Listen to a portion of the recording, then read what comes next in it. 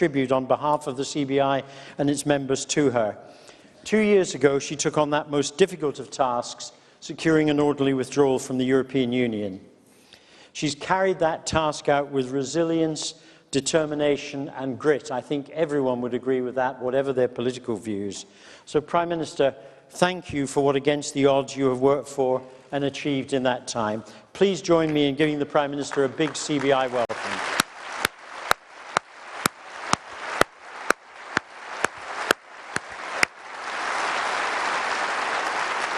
Welcome. Thank you.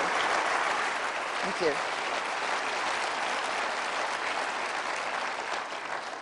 Well, thank you very much, and it's a pleasure to be back with the CBI again. And let me start by thanking Caroline for your leadership of the CBI as Director General, and also welcome John Allen, who's taken up his role as President since I last addressed you. And I know John from his time on the Home Office Supervisory Board, and I know he'll make a fantastic contribution as President.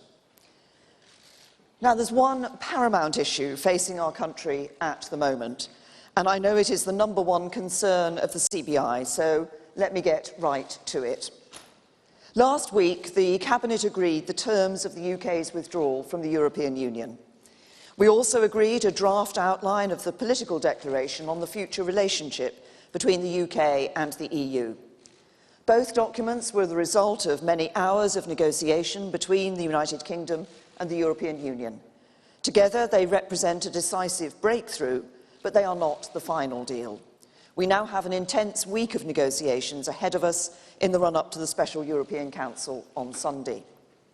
During that time, I expect us to hammer out the full and final details of the framework that will underpin our future relationship, and I'm confident that we can strike a deal at the Council that I can take back to the House of Commons. The core elements of that deal are already in place. The withdrawal agreement has been agreed in full, subject, of course, to final agreement being reached on the future framework. That agreement is a good one for the UK. It fulfills the wishes of the British people as expressed in the 2016 referendum. And I've always had a very clear sense of the outcomes I wanted to deliver for people in these negotiations. Control over our borders by bringing an end to free movement once and for all. Control of our money, so we can decide for ourselves how to spend it and can do so on priorities like the NHS. Control of our laws by ending the jurisdiction of the European Court of Justice in the United Kingdom and ensuring that our laws are made and enforced here in this country. Getting us out of those EU programmes that do not work in our interests, like the Common Agricultural Policy and the Common Fisheries Policy. And that is exactly what we are going to deliver. Let me say a little bit more about the first of those items, getting back full control of our borders, because I know that it is an issue of great importance to the British people. The United Kingdom is a country that values the contribution that immigration has made to our society and economy over many years. And in the future, outside the EU, immigration will continue to make a positive contribution to our national life. But the difference will be this. Once we've left the EU, we will be fully in control of who comes here. It will no longer be the case that EU nationals, regardless of the skills or experience they have to offer, can jump the queue ahead of engineers from Sydney or software developers from Delhi. Instead of a system based on where a person is from, we will have one that is built around the talents and skills a person has to offer. Not only will this deliver on the verdict of the referendum, it should lead to greater opportunity for young people in this country to access training and skilled employment. And we want an immigration system for the future that everyone can have confidence in. Yes, a system that works for business, one that allows us to attract the brightest and the best from around the world, more streamlined application and entry processes. And we're already taking action in that regard, introducing the use of e-gates for visitors from the USA, Japan, Australia, New Zealand and Canada. But it also needs to command the confidence of the public by putting them in control of who comes to this country. That's what I'm determined to deliver, and I look forward to working with you to achieve it. So now we've agreed the withdrawal agreement, it's important we focus on the new relationship we want to build with the EU. And that new relationship must set us on the path to a more prosperous future. To do that, it needs to work for jobs right across our economy. Because we're not talking about political theory, but the reality of people's lives and livelihoods. Jobs depend on us getting this right. And what we have agreed unashamedly puts our future economic success and the livelihoods of working families up and down this country first. So we have agreed a transition period to avoid a cliff edge for business and to provide the certainty you need to invest. On goods, the outline future framework agrees to the creation of a comprehensive free trade area with the EU, our biggest and nearest goods market. Zero tariffs, no fees, charges or restrictions across all goods sectors, with an ambitious customs arrangement that respects both sides' legal orders. That is what our businesses need, and that is what my deal will deliver. That is the right thing for the future of our country, because while the world is changing fast, our geography is not. Europe will always be our most proximate goods market, and ensuring we have free-flowing borders is crucial. Skilled jobs rely on it. Take the automotive industry. Since 2010, our manufacturing output has increased by 9%, but in auto manufacturing, the growth has been 60%. Nissan in Sunderland, Jaguar Land Rover in Coventry, Alexander Dennis in Falkirk, Honda in Swindon, Vauxhall at Ellesmere Port, Wright Brus in Ballymena. These firms support tens of thousands of jobs, both directly and indirectly. Often they're at the heart of their local economies. All rely on parts being able to flow across borders to support just-in-time supply chains. The same is true for our food exporters and our supermarkets. The deal proposed will work for all of them and sustain the livelihoods they provide to working people across the UK. But the method that works best for goods would not be the right one for services and investment. A world being made ever smaller by changes in technology presents different opportunities in the services sector, and that requires a different approach. Because the UK is not just a European hub, but a global hub for services, and our future success depends on us continuing to be so. So we have agreed with the EU to negotiate a trading relationship in services more ambitious than any existing free trade agreement. It will deliver a level of liberalisation that goes well beyond WTO terms. All modes of supply will be covered, and it will remove substantially all discrimination in the sectors it covers. Regulatory autonomy will be preserved, but we will each ensure that our approaches are transparent, efficient, and compatible as far as possible, doing all we can to avoid unnecessary regulatory requirements. We will make appropriate arrangements on professional qualifications and right across the board, in digital, in financial services, in intellectual property, in transport, in energy. The agreement provides the certainty businesses need. For the safety of all our people, we have ensured that our close security and intelligence cooperation with the EU will carry on. And for our whole economy, we have worked hard to deliver a deal that puts jobs and livelihoods, prosperity and opportunity first. That is what Brexit should be all about. Getting a good deal that unlocks the opportunity of a brighter future for this country and all our people. Over the last 8 years, our economy has been transformed, and we approach Brexit from a position of recovered strength. Our public finances are in the healthiest state for a decade, with the deficit down by 4/5 and our debt as a share of the economy now falling. And businesses have continued to show their confidence in the British economy. Last month, Amazon announced that it will be opening a new office in Manchester, and they've plans to create 1,000 research and development jobs across the country. Rolls-Royce announced 200 new jobs at their head office and manufacturing plant at Goodwood.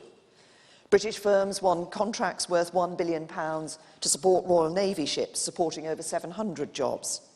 And in September, I was at a zero-emissions vehicles summit, where industry announced over £500 million of investment that will create 1,000 jobs across the UK.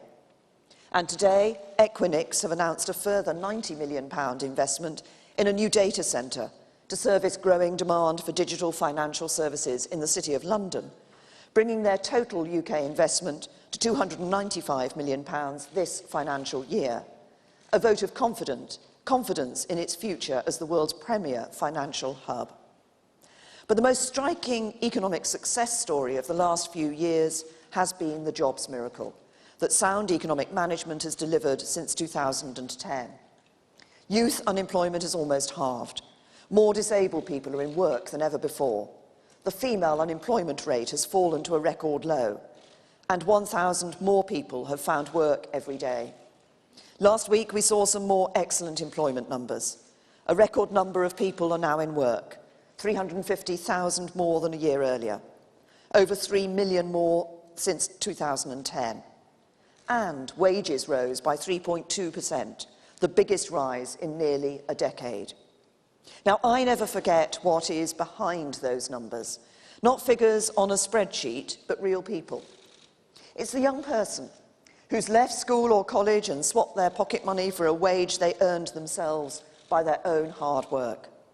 They might still be living at home and can afford to give their parents a little each week towards their board, and maybe even start saving for a place of their own. It might be a parent who's moving off benefits and is able to provide a better quality of life for their family. They could be able to take their first foreign holiday or get a new car. Or an older person who may have given up hope of ever working again, but who accessed training, learned new skills, and now feels the rush of pride that comes with being able to make a contribution and be part of a team again. Or someone with a disability who's faced their whole life being told they didn't have anything to offer in the workplace, who's been helped by the DWP's Disability Confidence Scheme to access a new opportunity. That's the difference that having a job can make.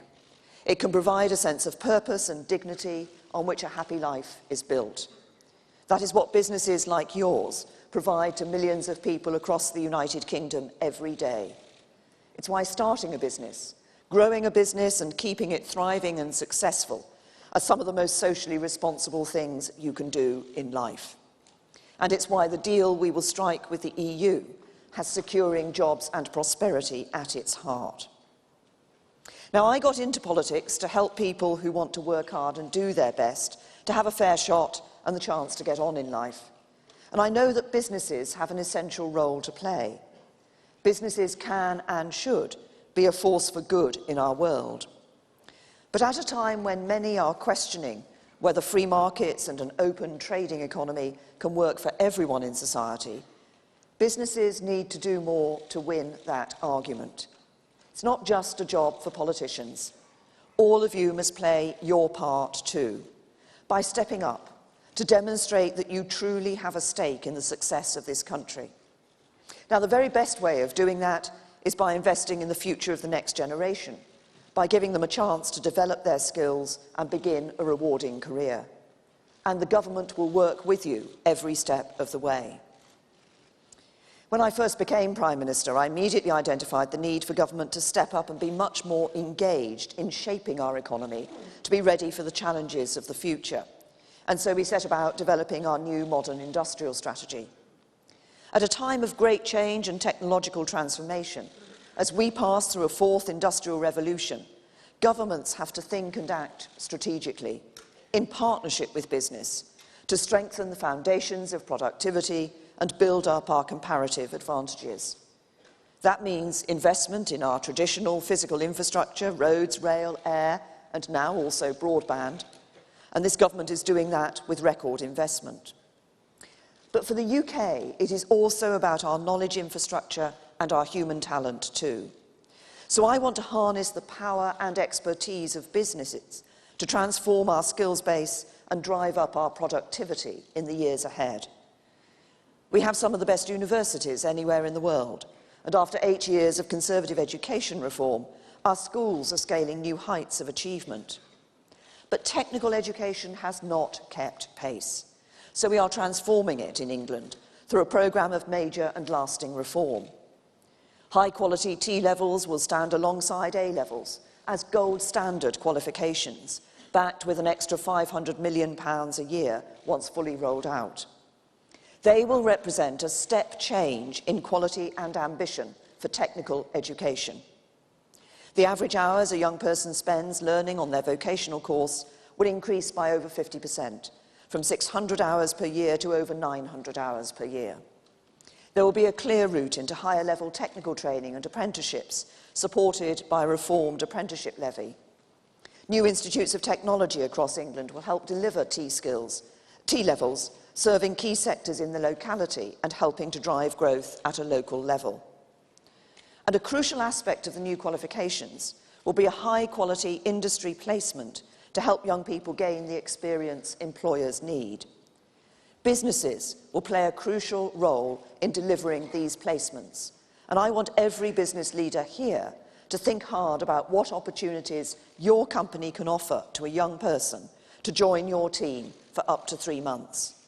For them, it could be an amazing opportunity to build their skills, learn from your team, and test out what they've learned in an industrial environment. For you, it is an opportunity to build the pipeline of skilled young people coming into your industry, broadening and deepening your skills base.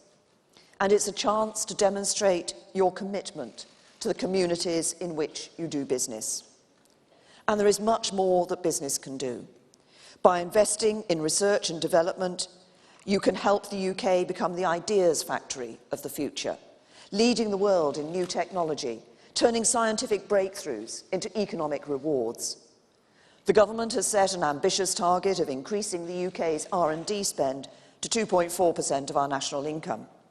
Government is doing its bit to achieve that, but we will only succeed if business steps up and plays its part too. In the budget last month, we increased the annual investment allowance from 200,000 to 1 million. It is now for business to make full use of it. By doing more to ensure greater fairness and diversity in the workplace, tackling the gender pay gap, improving BAME representation in the workforce, you can tap into new talent and help restore faith and confidence in business as a great force for social progress. As the gig economy expands, you can ensure that all workers are treated fairly and decently. The CBI is a great partner and champion in making the case for this positive and forward-looking approach, and in all of this, government will be your staunch ally. We all believe in business as a force for good, and I want everyone here to work with me to make the most of the opportunities that lie ahead. And those opportunities are real and substantial. The key to unlocking them is getting a good Brexit deal agreed and delivered over the next few weeks. That is my focus. My job is to get the best deal. Parliament must then examine it and do what is in the national interest. And I know what that deal needs to do. Deliver on the referendum vote by giving us control of our borders, laws and money. Get the UK out of the common agricultural policy and the common fisheries policy. Set us on course for a prosperous future where livelihoods are protected, our security is maintained and our union secured. It was never going to be easy or straightforward, and the final stage was always going to be the toughest. But we have in view a deal that will work for the UK, and let no one be in any doubt, I am determined to deliver it. Thank you.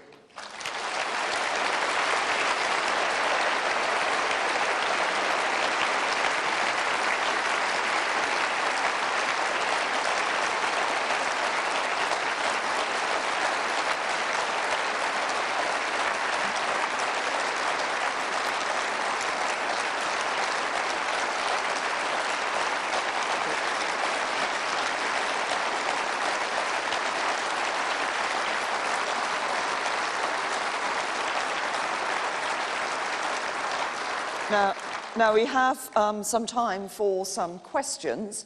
I'll take some questions from the media later, but perhaps I could take some questions from business representatives first. Do we have any? What are you indicating? There's one sort of dark red paddle number 2. John Reynolds, CTO from Advanced. We're a great British software and services company, and we're helping over 16,000 businesses in the UK, SMEs, transform their productivity through innovative software and service solutions. What will you do to help UK SMEs and the technology sector to do its bit for the future and the future of prosperity in the UK? Well, first of all, you may have seen that certain aspects of technology are one of the challenges that we've identified in our modern industrial strategy. And I think what we're doing with there's a number of ways in which we can approach this. Part of what government needs to do to help those SMEs is make sure that the people they're employing have got the skills that they need to be able to advance that technology. But secondly, I think we need to just create that environment, and that's partly what the modern industrial strategy is about. It's about the work that BEIS is doing with sectors like the technology sector to say what can we put together in terms of a package that is going to ensure that that support is there, not just for the larger businesses, but also for those SMEs. And there are some amazing figures about the number of small companies that are set up here in the UK in the area of technology. Fintech particularly has been an area where there's been an enormous amount of development being done. For us, it's creating the right environment, ensuring the young people have the right skills to be able to take that on. And then it's, great advertisement for your company, if I may say so, sir, from your question. Then it's up to you.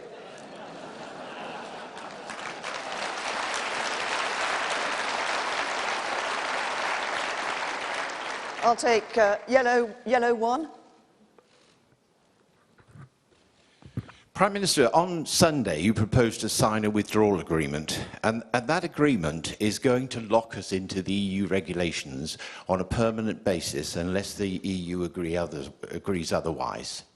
Now, this is to ensure we have frictionless trade with the EU, which is about 43% of our goods trade.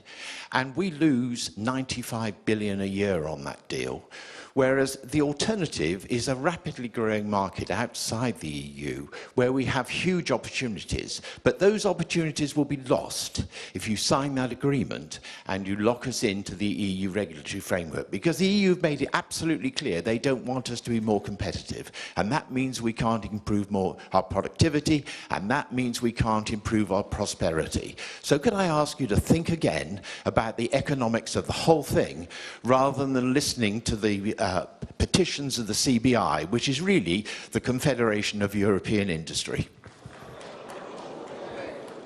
Well, first of all, you might not be surprised if I say to you that I think the portrayal that you have given of what has been agreed is a little inaccurate in its position.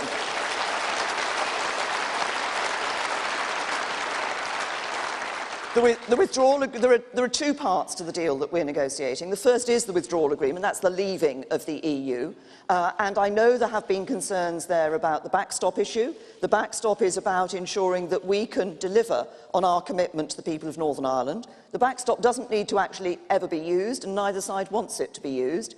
What we need to do is to get the second part of the deal in place, which is the future relationship. And it's that future relationship that has at its core the free trade area with an ambitious customs arrangement. And yes, you're right, I have said that I think it's important for us to see that frictionless trade at the border. But there's an assumption in the question you asked that if we go down that route of having a good trade deal with the EU, we won't be able to have good trade deals around the rest of the world. But we will. What we are doing is negotiating a Britain that is outside a European Union. It makes sense for us to continue to have a good trading relationship with the European Union, which, as I say, is our most proximate market, but also have the freedom which we will have to sign those trade deals around the rest of the world. And there's a lot of interest around the rest of the world, not least from places like Japan and Australia, for us possibly joining the CPTPP. We looked at what we were proposing. We specifically asked ourselves the question, will it enable us to do those trade deals like joining the CPTPP? The answer was yes. Good trade with the EU, good trade around the rest of the world. That's what brings prosperity. That's what brings good jobs to the UK.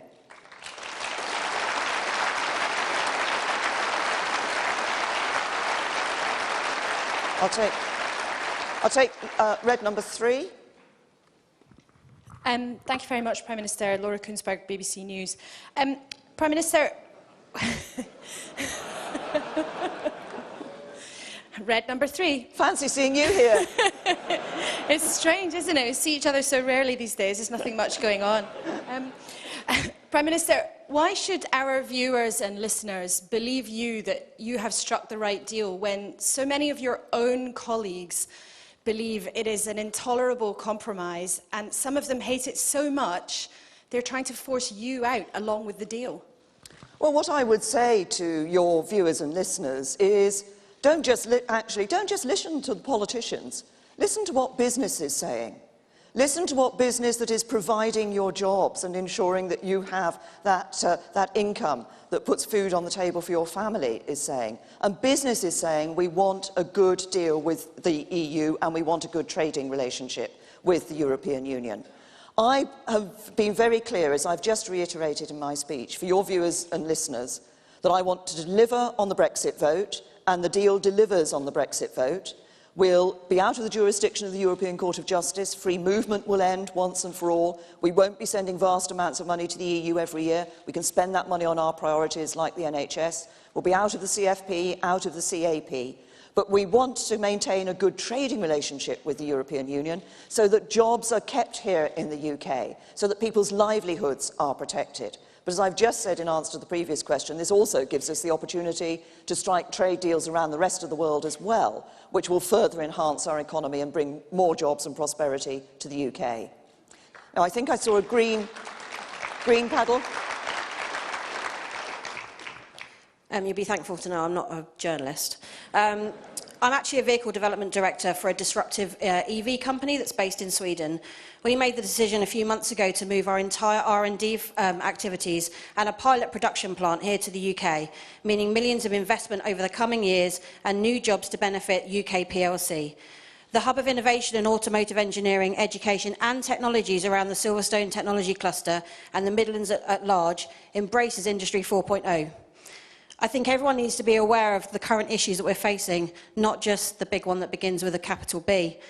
The environmental challenges and issues with climate change and actual effects on health has no borders, no taxation.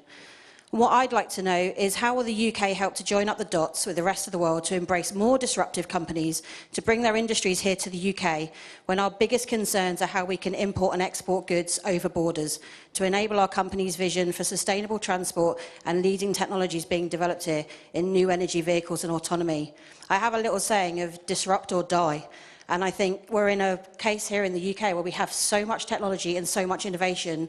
There are plenty of good news stories, but unfortunately they're just not making it to the press.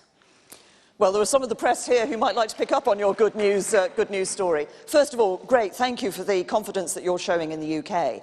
And what you've picked up there is, of course, if you look at our modern industrial strategy, that whole question of mobility in the future, of the real leading edge that we have as a United Kingdom is going to be crucial for our future and very important to us, as is clean growth.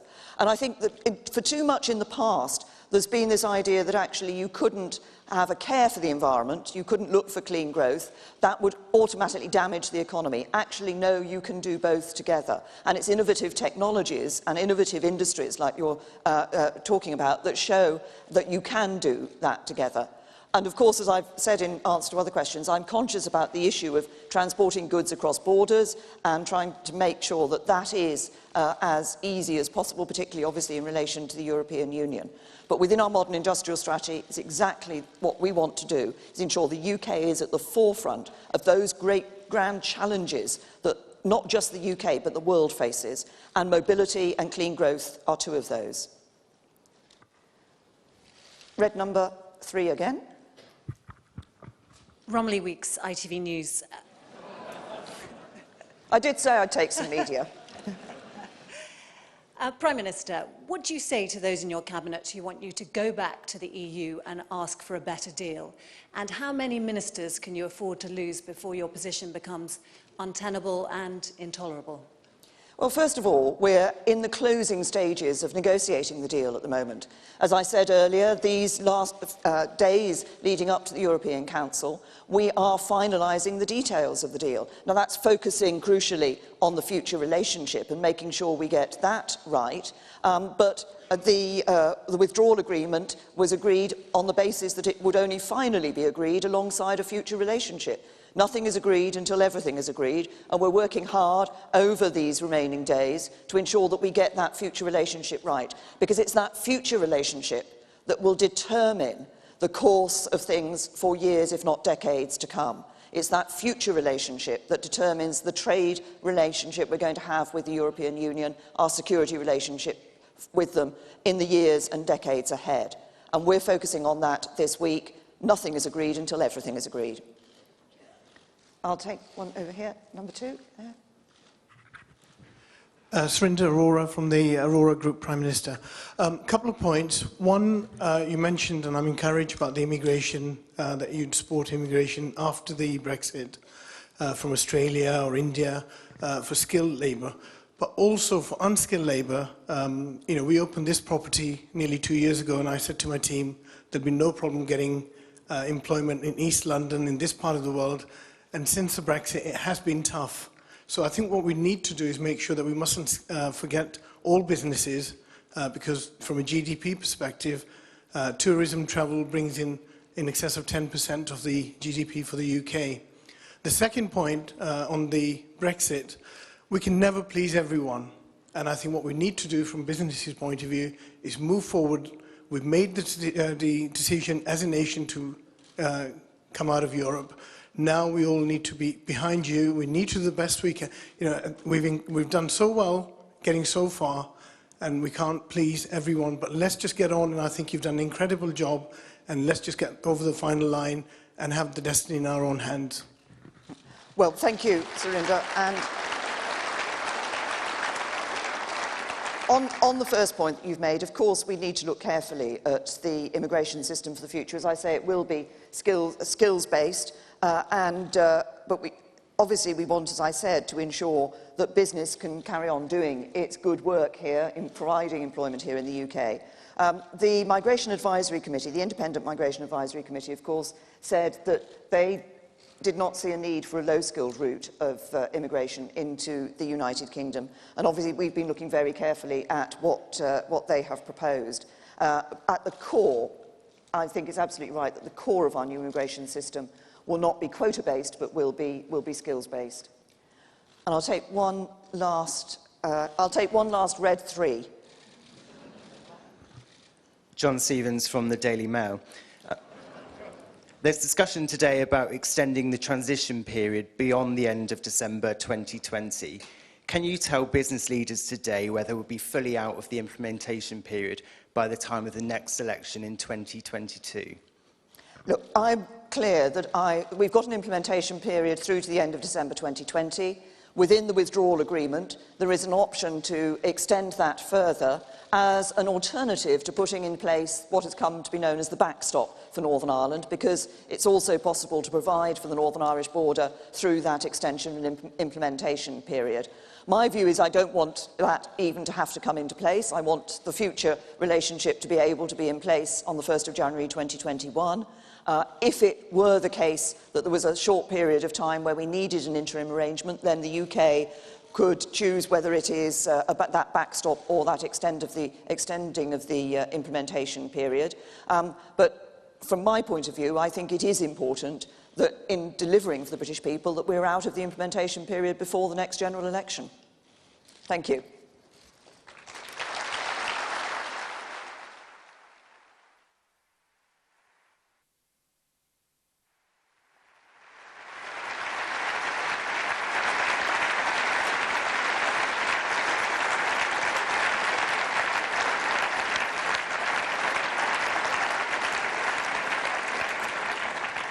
So, Prime Minister, many, many thanks for joining us here today and sharing your views with us at such a momentous time for our country. Your grit, your determination, and your talk of partnership, these are all things that we in the room support you on. Now, ladies and gentlemen, could we please show our appreciation for the Prime Minister? Thank you.